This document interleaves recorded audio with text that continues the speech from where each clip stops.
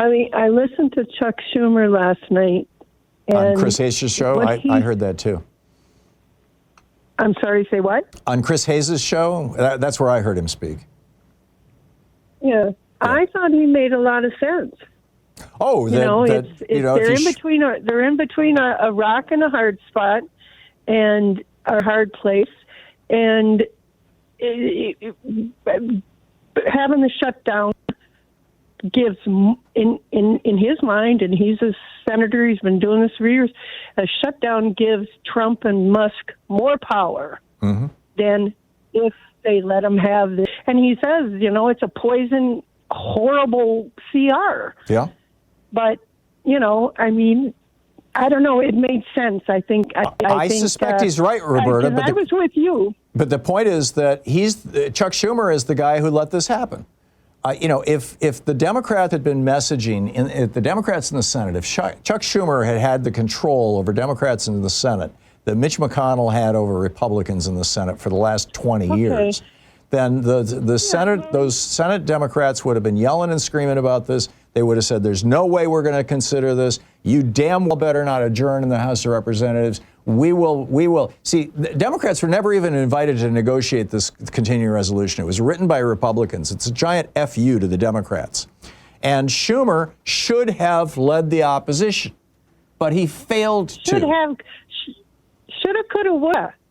We have to deal with the reality of what we have now. And the reality is that if the Democratic Party is going to succeed as an opposition party against the Republicans, they have to take a damn stand. And even if that stand over the short term means giving Trump and Musk more power, it will be perceived by people as fighting back. Right now, by saying to Trump and Musk, okay, cool, and Mike Johnson, we will do exactly what you say. We will vote for your thing. What they're saying is that, gee, maybe the Republicans aren't so crazy after all. Maybe this isn't so terrible after all. I guess probably I should continue voting for Republicans. This is a political train wreck, Roberta. And perhaps if people would back him in his play because of where they are, the reality of today, then what you're doing today with your on and on and on and piling on is you're agreeing with, oh gosh, how can I say this? You're part of the problem now. You're part of the what is the problem? Media's take on this. Well, you're part of the media's take on this. If you would come out and at least when you're talking about how you think it's horrible what he's doing, if you at least would share some of what he said last night so people can make up their own minds. Oh, I'll happily do that. I'll do it right now. What Chuck Schumer said last night is that if they vote against the CR, that the government will shut down tonight. And that's true, although it won't actually shut down.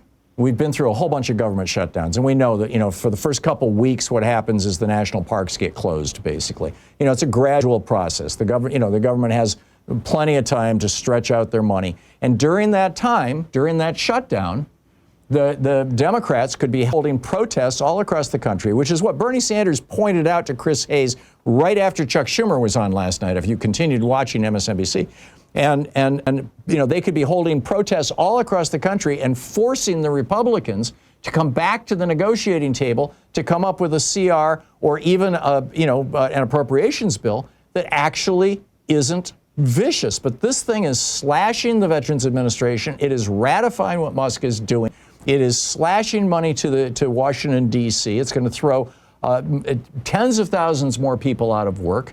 It is an absolute disaster, Roberta, and it should not be voted for by Democrats at all, even if it means shutting down the government. Shutting down the government actually gives Democrats more leverage. There's a reason, Roberta, why almost every year when Barack Obama was president and when Bill Clinton was president, Mitch McConnell led efforts to shut down the government.